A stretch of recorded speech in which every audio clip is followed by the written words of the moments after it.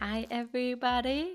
Please welcome with me Emily Sopers from New Zealand. Emily is a passionate cyclist and decided to do like a whole cycling tour with her partner Hugo through Europe. And she left last year in March and did it whole through the year until December and has a lot to talk about, a lot of experience, tips, tricks, and stories for us. And I'm super excited and grateful. Thank you so much for making some time, Emily, and welcome to the show. Yeah, thank you. Should be fun to relive the trip a little bit through those memories. Yeah, it must be amazing because it has been through different seasons, but also just through probably a whole lot of challenges and fun bits. So Yeah, I'm that's what I curious. love. Yeah, First, first of all, can you explain to us what is yeah, through Europe and how did that idea come about in the first place? yeah, sure. So, bikepacking is when you travel by bike with everything that you need to survive, pretty much. So, we cycled with our sleeping gear, our tent, our cooking equipment, some pantry staples, first aid kit, togs, clothes, everything that we needed to have a good time in Europe and to cycle every day and see where we, wanted to end up. So we did that for 9 months, like you said. We decided to do it only like 6 months before we committed to before the date that we left. So I don't even can't even fully remember how it came about, but I know that I had watched a YouTube video years back about this guy who bikepacked South America, and I just thought it was such a cool way to travel. And I wasn't even really a cyclist at this point, but I was super inspired by that mode of travel, all of the places that he was able to get to on his bike, and like the interactions that he had with locals. And I thought it was awesome. And then met Hugo maybe a year later, and Hugo used to be a New Zealand cyclist, so he loves cycling. Wow. Um, and I always did lots of mountain biking, but with Hugo, I got way more into cycling. So we cycled a lot together. It was kind of our shared hobby. And yeah, we wanted to go traveling, and we didn't want to do it the typical way. I guess we didn't really want to live in London and work there and do sort of weekend trips. We wanted to be fully present in the travel, and the most affordable way for us, and also the way that kind of sparked the most interest, was bikepacking. It's pretty cheap because you don't have to pay for any transport costs, and you have your tent, so you avoid lots of accommodation costs as well. So for us, it was kind of a no-brainer. We both love cycling. We love to explore. We like to go in the, kind of on the off-beaten path. And this was a way that we could do that. Yeah. That is super amazing. Like just to have that common Yeah. hobby Yeah. and the same interest, and then also being able to have that big of an adventure. Yeah. Um, Yeah. what did you need to do to be mentally prepared for the trip, but also physically? Because I mean, cycling is, as you said, you were already into it, so you must have been kind of fit already. But to actually bike through Europe, it's a different level, I assume. So, Yeah, what did definitely. you prep for? Like, how did you practice, or how did you prepare yourself for it? Yeah, we did do a couple of mini trips in New Zealand first. So we took over our bikes and all of our equipment. So we packed that into bike boxes and flew with it. So we had tested the equipment on 2 trips. We did the Alps to Ocean, which is an epic bike route from Tekapo to Oamaru, and I would highly recommend it. So it's kind of an off track. It's kind of a track. You don't follow the road, only at a few points.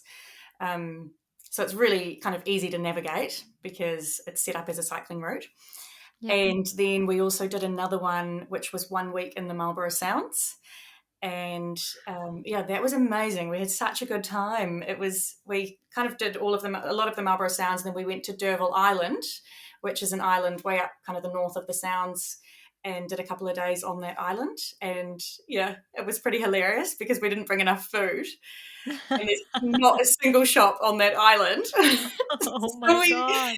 we were starving. No, but Hugo had his fishing rod, which he also actually brought to Europe. And so there was one day dedicated to just fishing because we had to catch food to eat.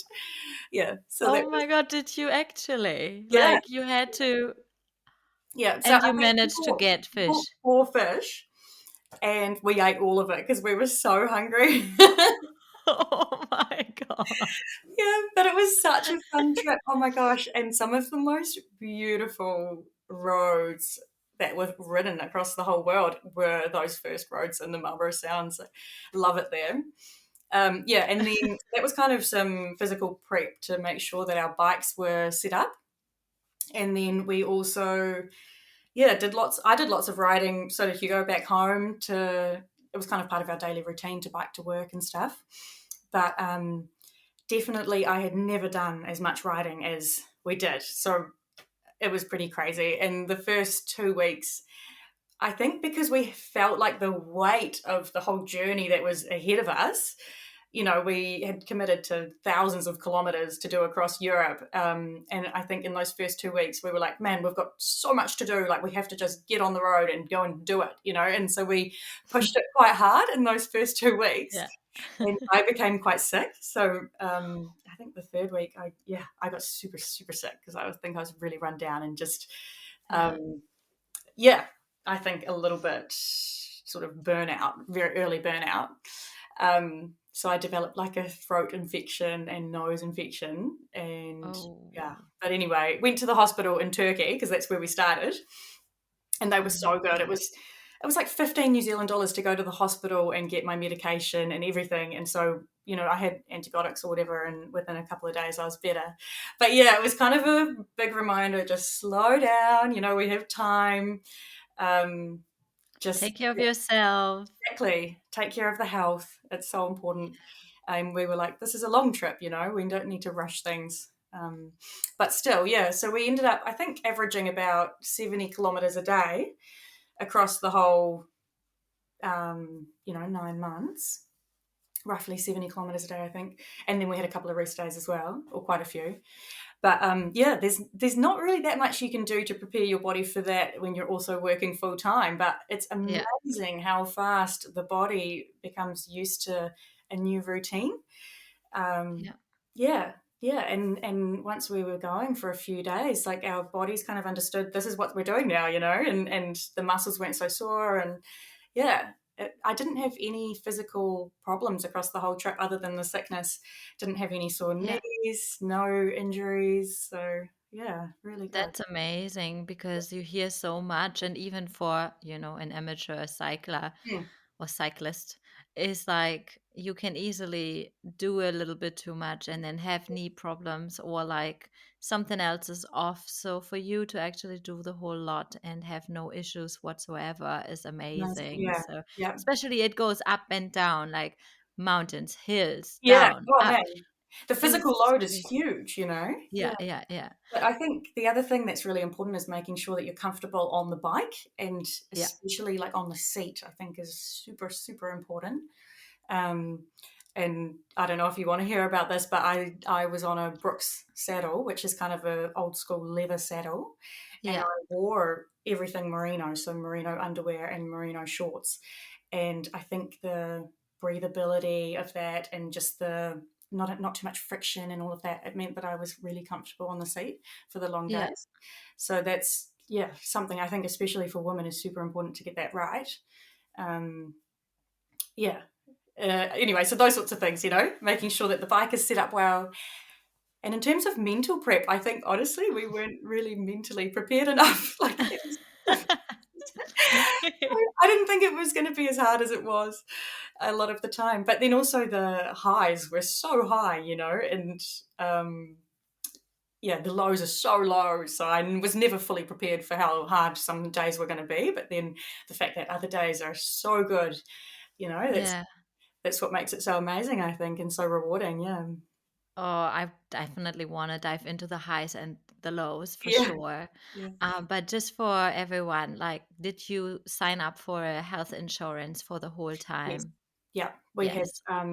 full health insurance, yeah, yeah. Yeah, I think it's important, especially for Oh, what you have done, just in case. I mean, you were lucky that you just got a little bit sick in the beginning, but just imagine something worse it could have happens been and much then you're worse, stuck. yeah.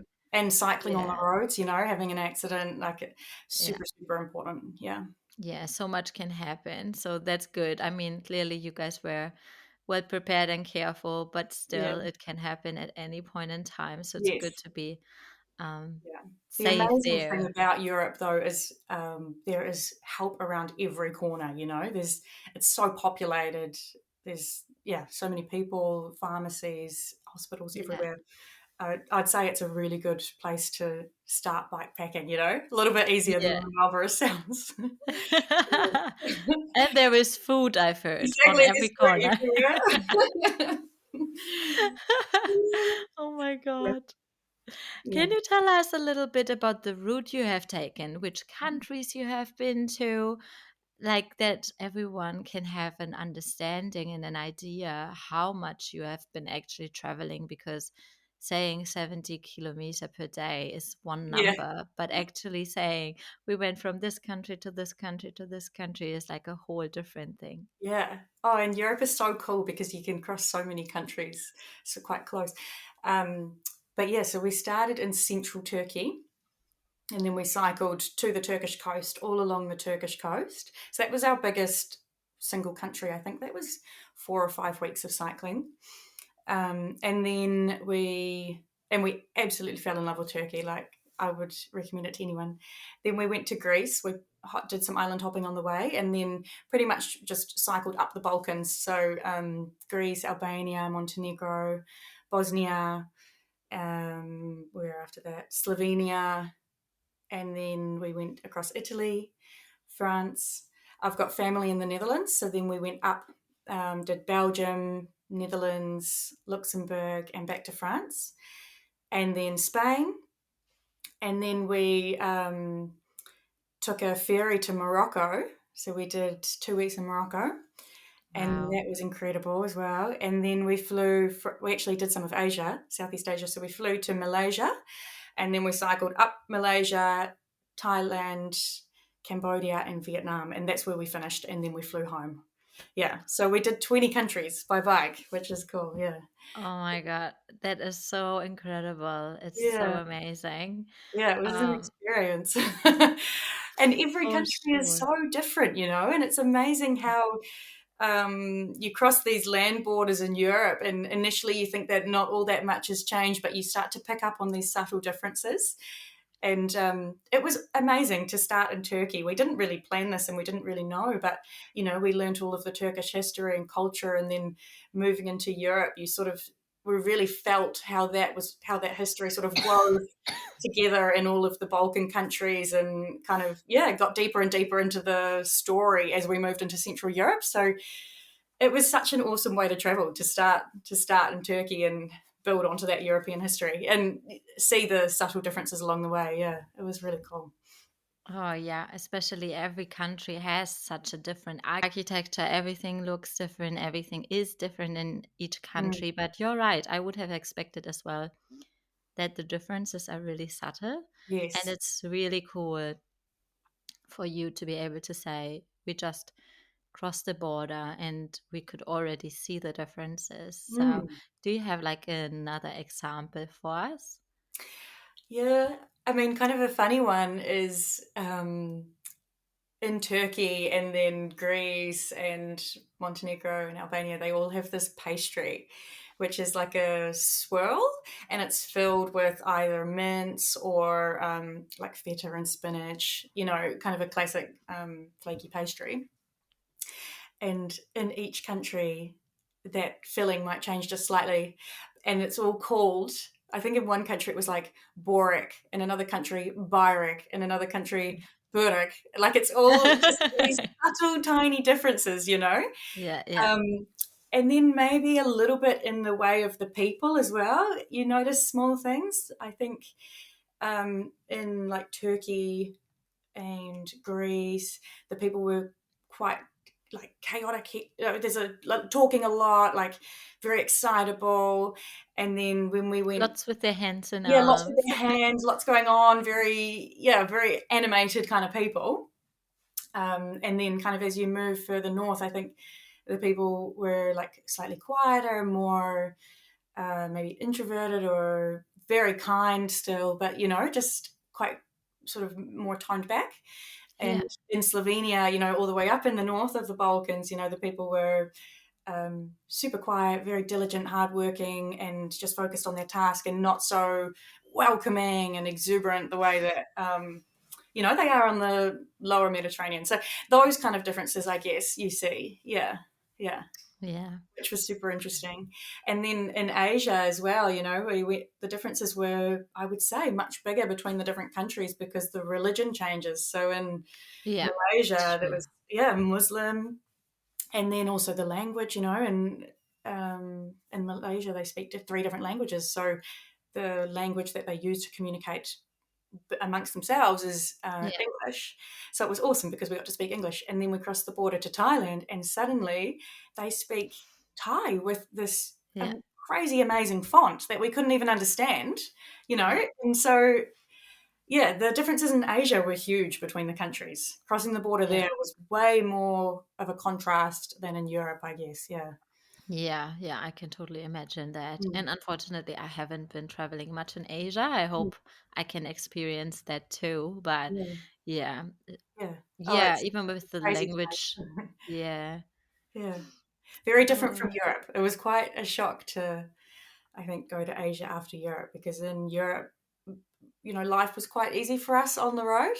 It was yeah, always really easy to find, clean water sources and to communicate with people a little bit. yeah, And the food was more familiar to us, and hygiene levels were high, those sorts of things. yeah, And then in Asia, it was such a contrast, and the climate was so hard as well, So it was, yeah, yeah, yeah, it was a very different world, such a different world. Yeah. yeah. How was that for you with the climate? Because you have been through different countries and some of Mm. them have quite mountains and like you went through mountains and all of that as well. And the climate is changing as well. Like even same season, but you go up the mountain, it's different.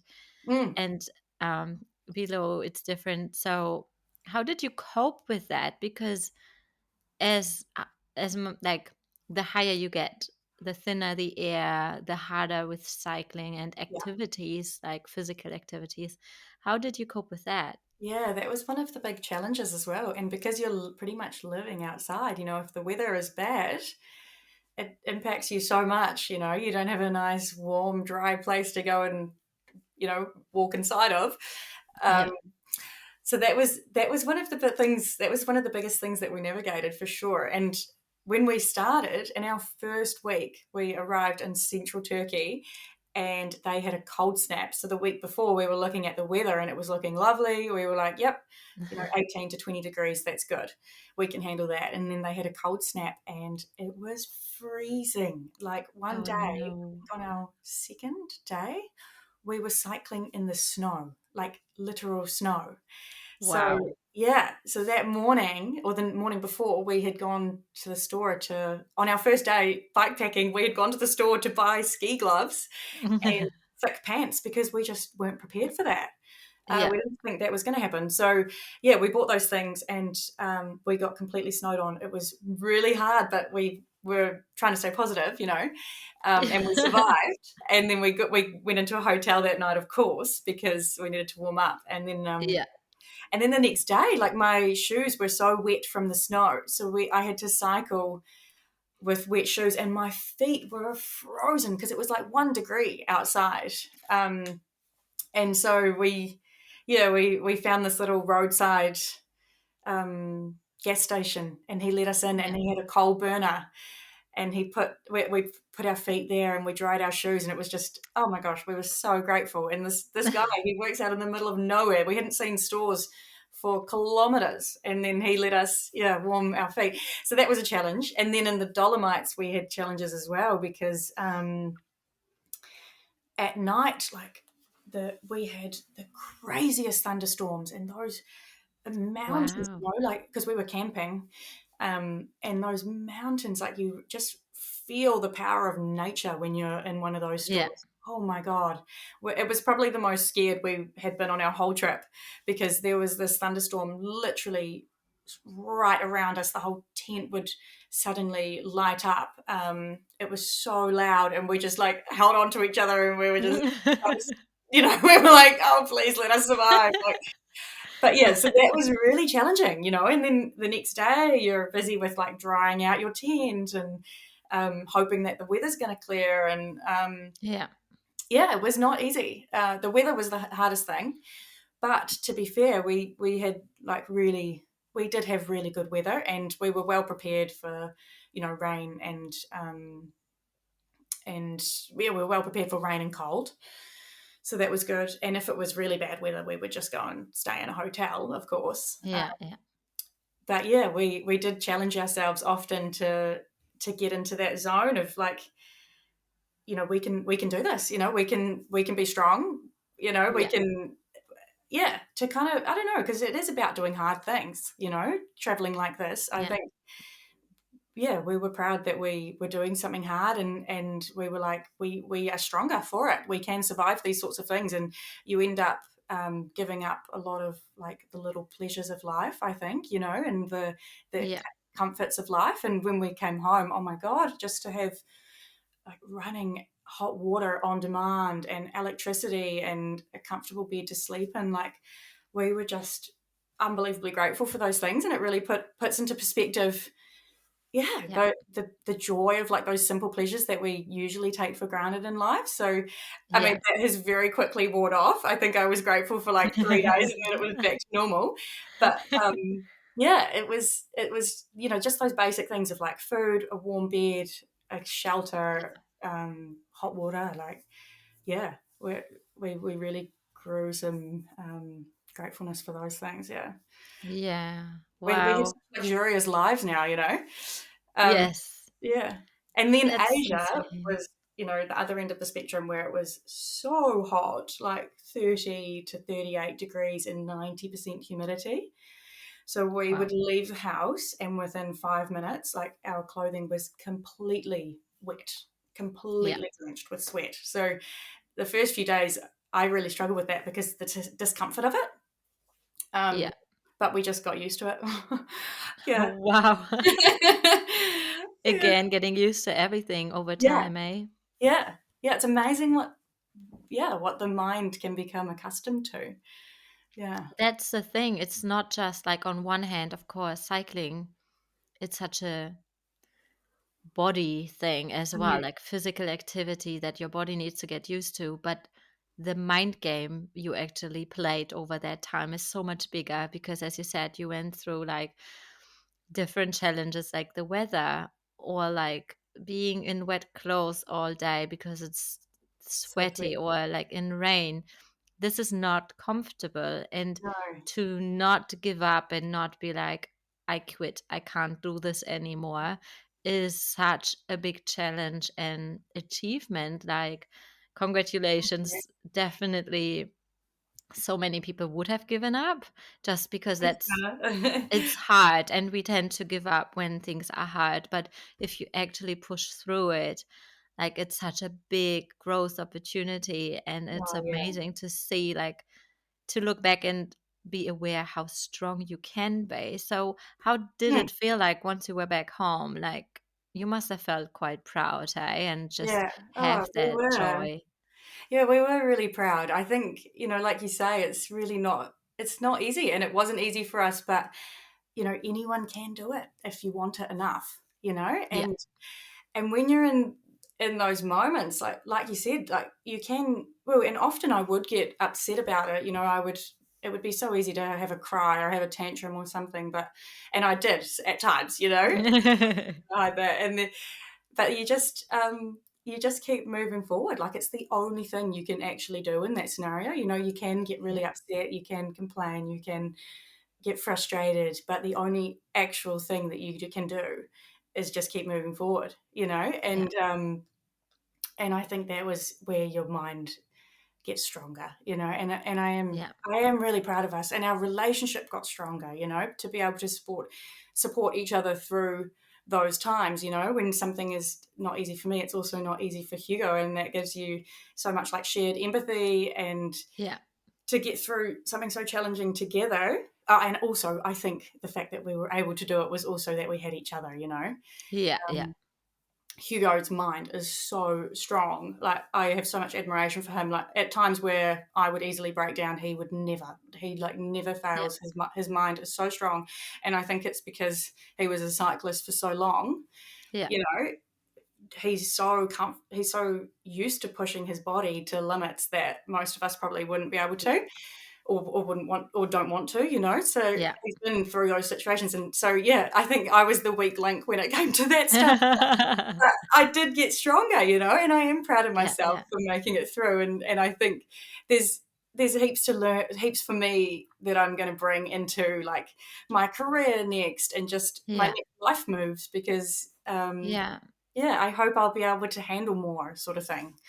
Oh, Yeah. yeah, it definitely makes you stronger in so many aspects. And I'm pretty sure that you might have been, a weaker part in some aspects, but probably also a stronger part for him in other points Mm. where he might have thought, oh my God, I wouldn't be able to do it without you, Yeah. because it Yeah. might be like the physical parts or, pushing himself to limits that he is used to. But there must have been moments for him as well where he was just so grateful to have you around and where you could comfort him, Yeah, and I think so. he might have given up without you. So I Yeah. think it's we like such a we had great thing. we balanced each other's weaknesses and strengths, I think, So Yeah, yeah. that was really cool. I was much better at doing the planning, where do we want to go?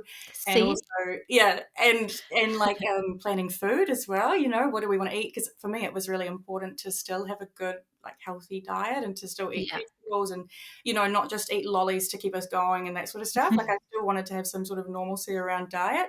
So that was kind of like more my strength. And then Hugo was like that stable rock that got us through. Yeah. Say perfect. Like Yeah. he probably wouldn't have been thinking maybe that much about the food, might No, have had a little bit of a malnutrition along I the think way. so. I think if it And wasn't for me, you he'd be eating like chocolate and chips and lollies to get us through, and pies. Although no, there are no pies overseas. Like, we were No, no. craving a pie when we got home. Yeah, But that's not really the European way. no. Oh god. And often we would also struggle, like in, for example, like in France and I think the Netherlands especially, like if we went out for food, the portions were so tiny, and we were hungry. So it was always a challenge. Like, Europeans are very, very sophisticated when it comes to food, I think, relative to New Zealanders, maybe. Yeah.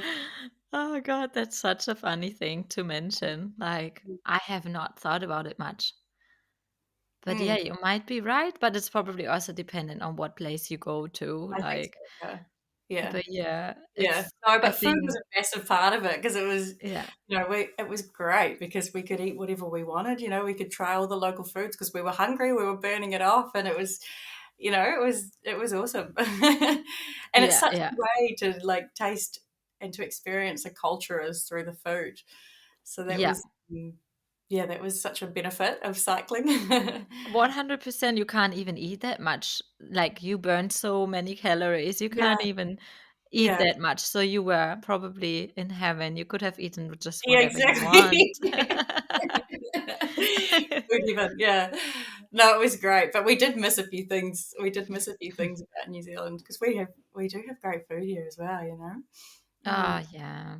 mm, Like, it's different, right? And probably if you would have gone traveling more around maybe England, you might have yeah, felt a little bit more like home, yeah, but the other countries are, it's yeah, quite very different. different. Yeah. And Asia was, wow, a whole 'nother level of different. You can't even really find Western food there. Yeah. And that was quite challenging sometimes because we would be in these small rural villages and towns, and there'd be one food place, and it was just, you know, you were going to eat whatever they had there, and there was not really much Yeah. choice. And that was hard because often these places, like, it was really sad. It was, Asia is really, really poor. Outside of the main centres, life is so, so basic. And so the food that you get, in Cambodia, it was hard to find even some fresh vegetables with the food. You'd have rice and like pork or some beef. And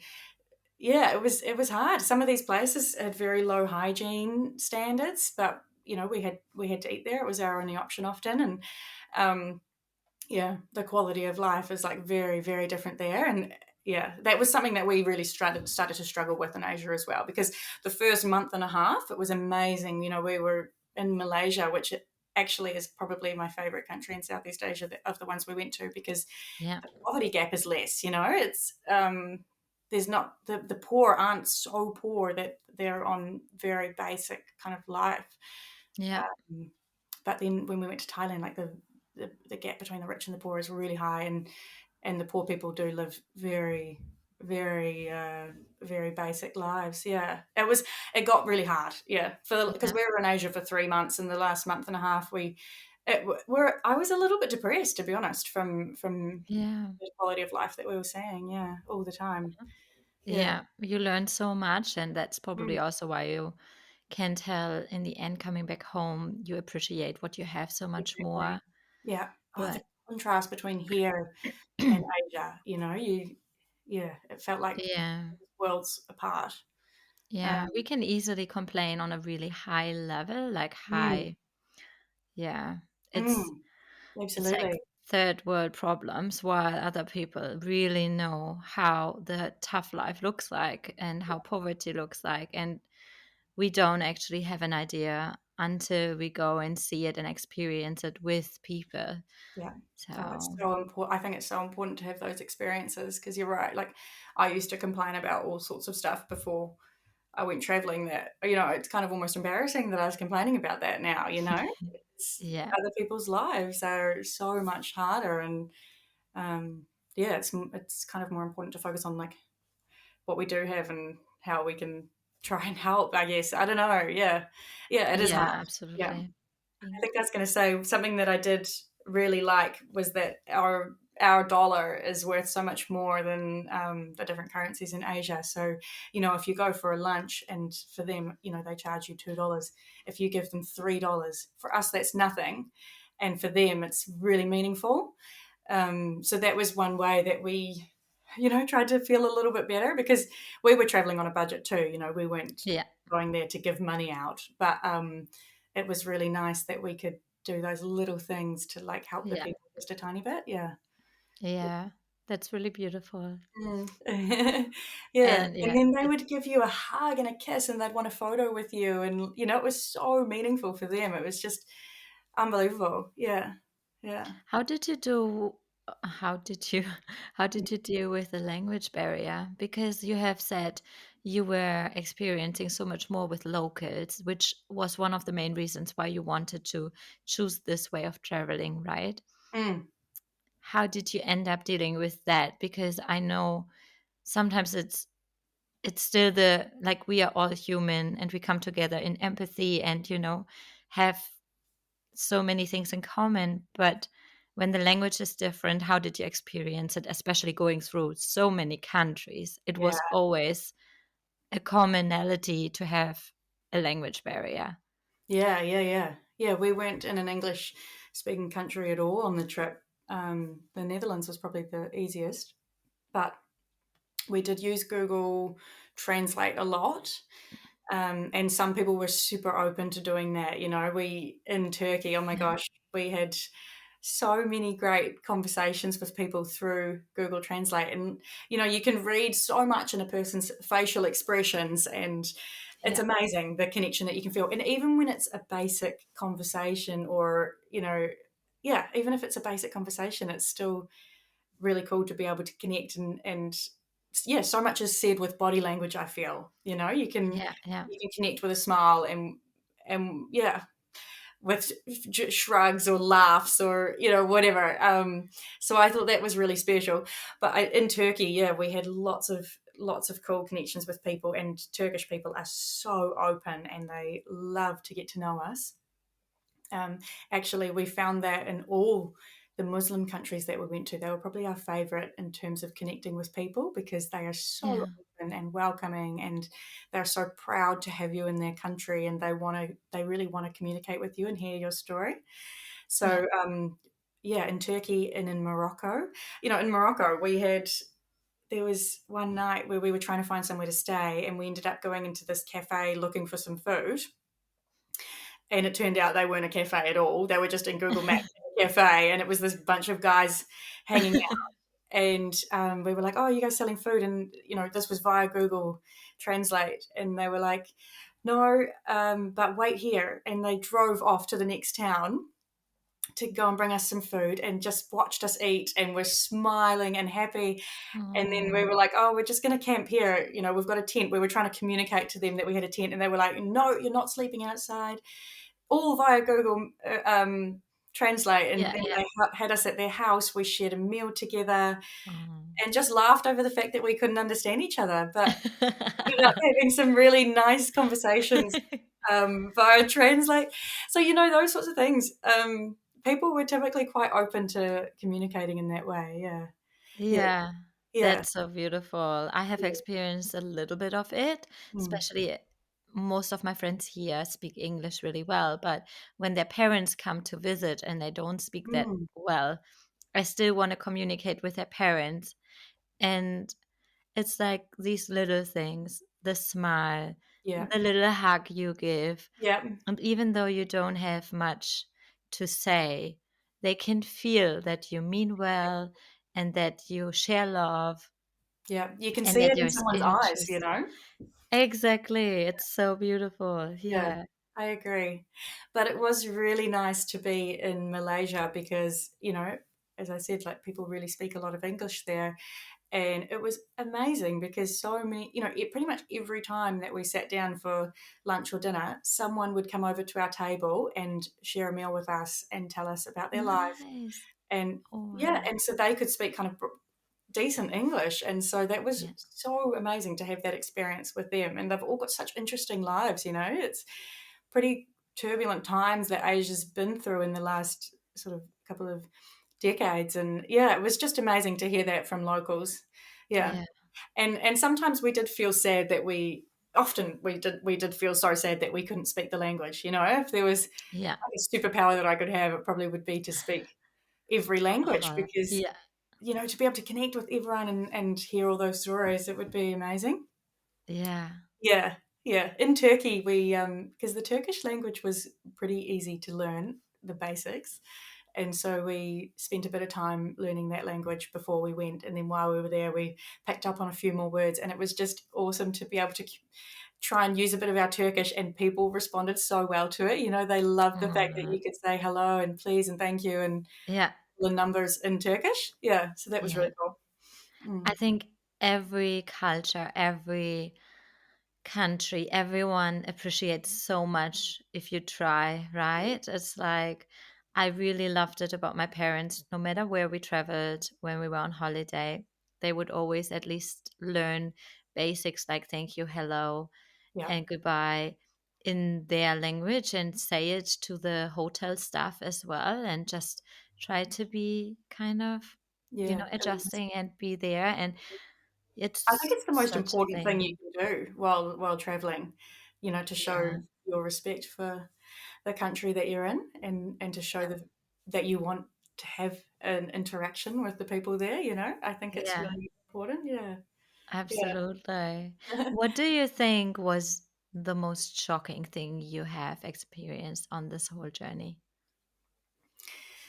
Yeah, I think that was this place that we stayed at in Izmir. It's a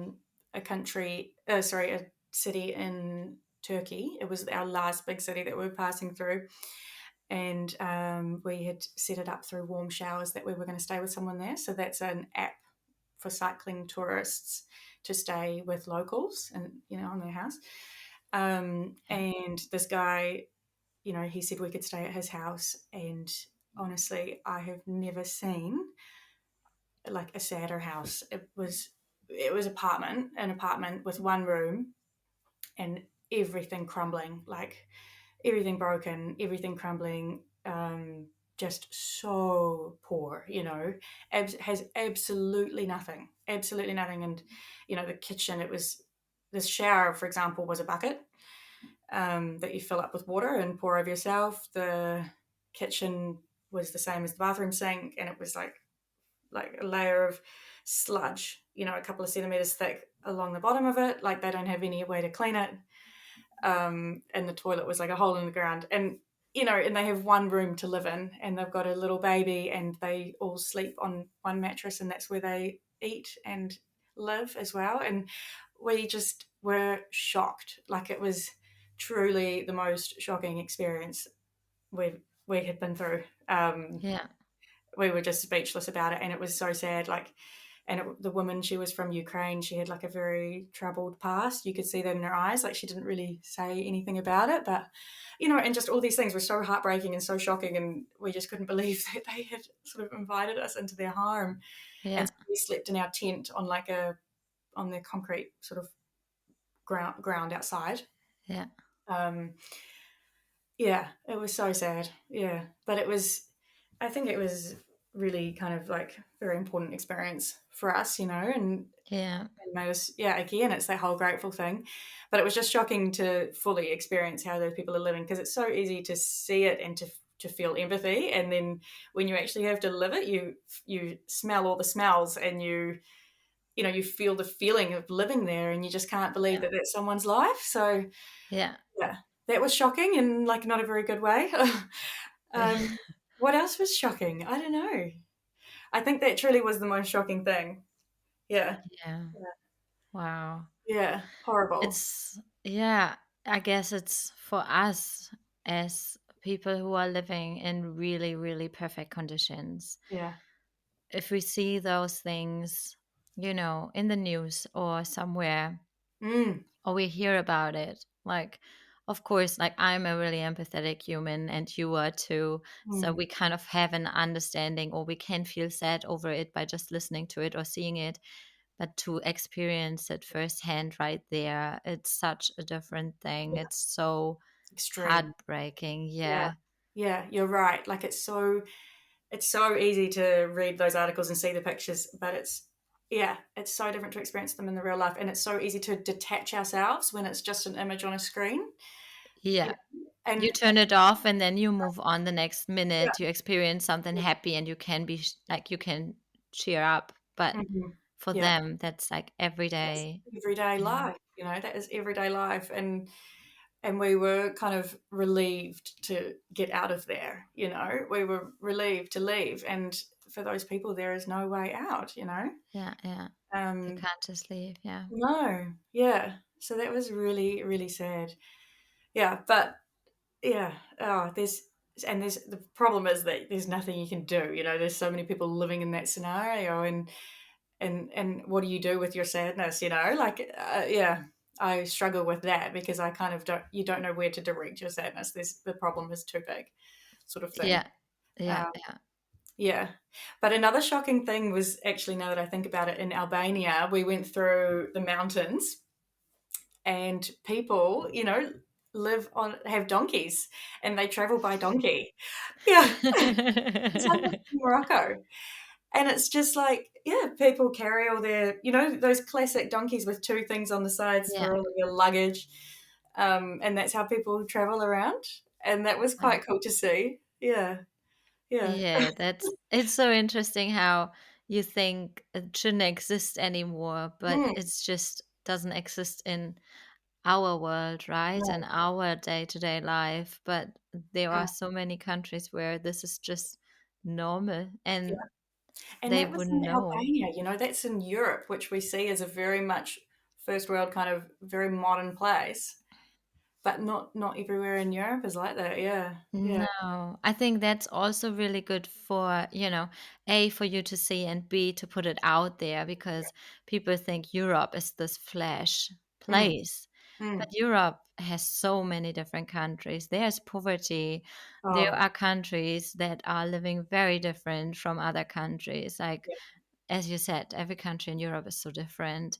And there are rich countries and there are poorer countries. And that's such a big difference. Or Mediterranean countries have such a different lifestyle and Yeah, yeah, way of living and way of personality. And it's like you just notice when you actually go there and travel through it all and see those people and meet those people. yeah, and yeah, exactly. You almost have to see it side by side Yeah. to fully understand how different those things are, Yeah. Yeah. And Another one where we saw that big difference was when we went from Turkey to Greece, and we went to this beautiful, magical island called Chios, and it was like I don't think many people live there at all. We didn't have any really expectation of how it was going to be, but we started cycling through this island, up this island, and up this big hill, and we ended up at this big monastery, sort of old town up on the hill, and the silence, like, and we realized we hadn't heard silence like that in so long because Turkey is chaos, like everywhere is chaotic. It's so exciting, but we didn't realize until we were out of it, until we'd literally gone to a different country, how yeah, crazy it was there and how peaceful and serene and relaxed Greece is, It's yeah, a different kind of feel. Yeah. Yeah. absolutely. Yeah. But you're And right about the Mediterranean versus sort of more Central or Northern Europe. It's such different people. Yeah. The yeah, Mediterranean people are so like loud and casual. And then yeah. yeah. Uh, Love their music and their mm, siesta, and usually their life starts late at night. yes. That's like kind of, yeah, it's a Yeah. different vibe. Really different. Yeah. Yeah, Yeah. And then Asia was very, very different again. People have so little but they're very happy, and also music is quite a big thing there, mhm, especially on the islands, lots of guitar and um, yeah, very chill island vibes, and yeah, yeah. yeah, yeah. And Vietnam was crazy.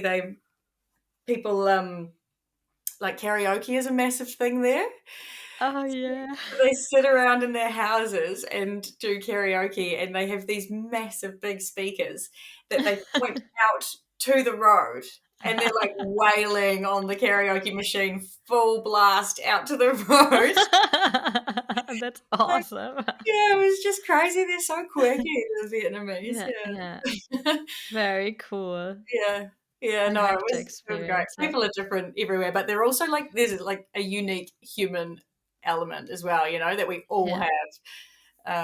And that like is a common thread, but yeah, personalities change, yeah. Yeah, which is so good that we all have that human connection Mm, together, which mm, binds us and just makes us, or we are able to connect through that as well, right? So it's exactly, yeah, really cool. yeah, But on like the opposite, mm, like, sorry, I'll go. on the opposite, like from what the most shocking was, what Mm, has been the most beautiful or rewarding thing you have experienced on the trip?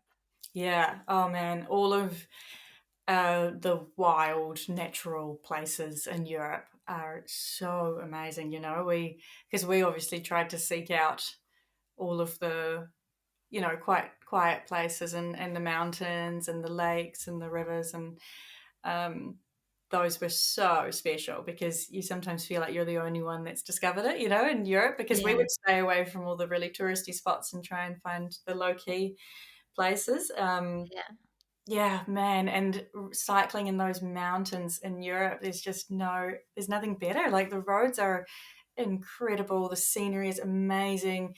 You're feeling strong, like you're happy, the sun is shining, like the high that you get from that is just so cool. Yeah. yeah, I think Europe is so beautiful. And then also, the beaches on the islands in Greece and Croatia, like just gorgeous. It's just beautiful. Yeah. I think the nature was like the people obviously are a highlight when you're traveling and meeting locals, but the most beautiful places in the world are the ones where the people aren't. yeah, yeah. Yeah. That is so true. And especially with your way of traveling, Mm, you experience so much more of that because the touristy places, of course, they are chaotic, always want to have lots of people. And a lot of people from the countries to attract tourists, the way they deal with them is very different too. So Yes. actually being away or staying away from the touristy places is also giving you such a different view on the actual country, which is so Yes. nice. Yeah.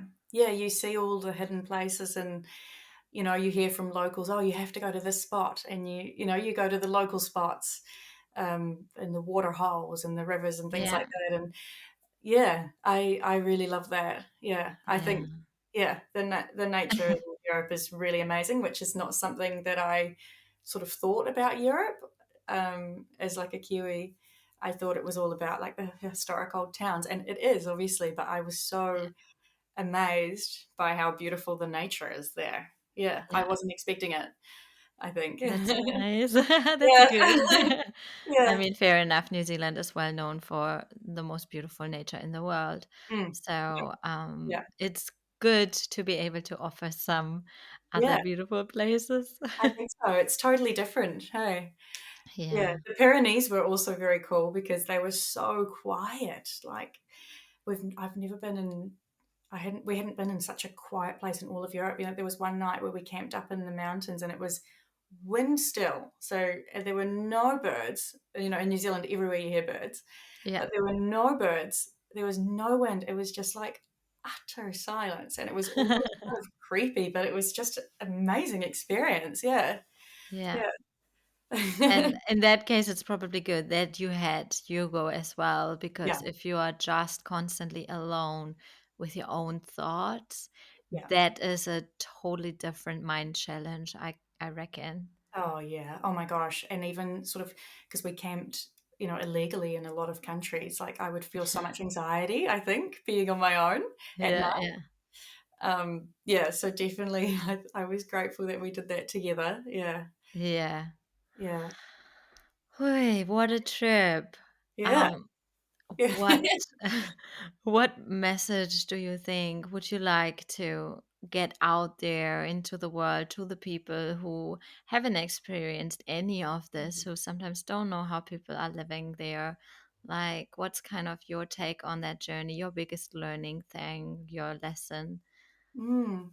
I think you just have the bravery to go and experience it, take the plunge and put yourself in the deep end and commit to doing something that's hard. I think that's where you're going to get the most learning and the most connection with people.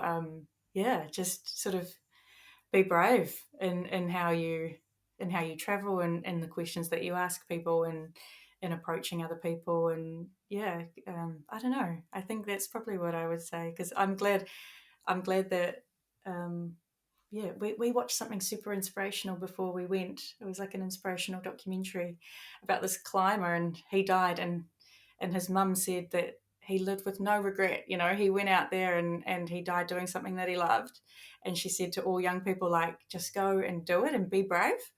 And that was what Yeah. motivated us to commit to something hard like this. And I think, yeah, in those like challenges and in the hardest things that you do in your life, there's always the most to gain. So I think being brave with what you attempt is really important. Yeah. Yeah. I Yeah. think that's the biggest thing anyway, is that whatever gets you out of your comfort zone is actually what will give you the biggest joy, Hmm. and you look back on it and you feel so good. But Yeah. yeah, Yeah. and it's true, like, even like, of course, I'm living really far away from my family, and my family is scared that something happens to me, and I'm afraid that something happens to them. Yeah. um but I always tell my family, at least, if something ever happens, I was happy because I lived the life that I really wanted to live, and I do the things I really like to do.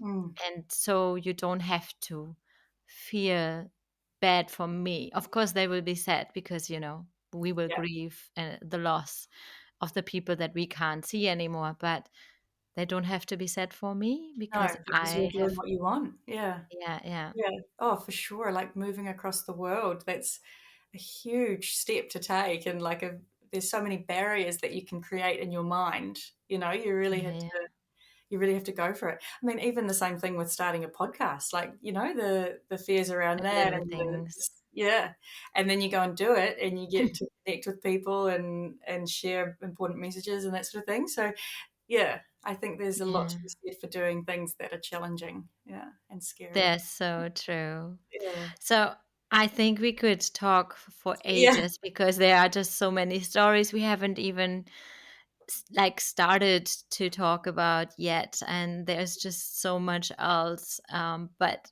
I want to just keep that for another time nice. and and not overwhelm everyone. No, no, it's been But really good.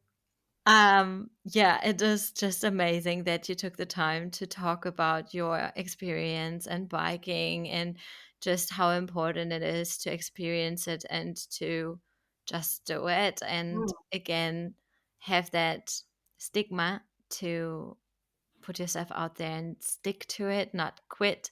yeah, And I yeah, mean, it's a great message already, and thank you. It's just awesome. I love to hear the stories also, how you connect to the people, because that's the part yeah, I enjoy the most.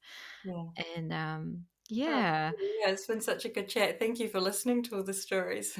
Oh, I will take some time to listen to it even more. But yeah, thank you so much. Thank But you. we end every episode with our quick 3 questions Mhm. just to round up the thing. And yeah, so I think I could hear a few of the answers throughout the story already, but we just grabbed them in a little rapid fire. Yeah. So, question number 1. What did you miss the most about New Zealand? My bed. Yeah, yeah. It's so underrated. Yeah. Yeah, and Yeah. family. Mm. Yeah. Beautiful. Okay, question number 2. Wait, now I need to, because hmm, Hmm. is there any Oh, yes, and you're we did do some activities actually. Is that the question you're gonna ask? yes, is there any activity you would highly recommend? And it can be in any of the countries you have been Yeah. traveling through. Well, you know how I was saying it was really cold when we got to Turkey? Yeah. We actually went skiing. And Yay! skiing in Turkey was so cool. It was so cheap. We rented gear, got a lift up the mountain, food, and ski pass for the day, $70 each. And the terrain was epic. It was just such a fun day. Yeah, really cool vibes. Nice. And no tourists. So that was something I'd recommend. Yeah. Oh, wow. That's great. Skiing Mm, in Turkey. I wouldn't have guessed that I would be know. an activity I would, connect to Turkey, but that's No, great. yeah, it was awesome. Yeah. Awesome. Thank you so much. Mm. And last question. What would you recommend someone who would like to do the same thing, to do bike packing? Mhm. Is there any advice you could give someone? Yeah, I think just start small. Go on a weekend mission. Just do 2 days. Go and stay somewhere interesting or cozy, and then bike back home. It's as easy as that. Yeah, I think just start small. You don't need a Nice. lot to get started. Mm. Thank you so much. It's a pleasure to have you on the show. It's great to talk about your adventure. It's really inspiring and motivating as well. So Mm. I hope everyone who's listening can take something from it, even if it's just that motivation to keep going no matter what they do.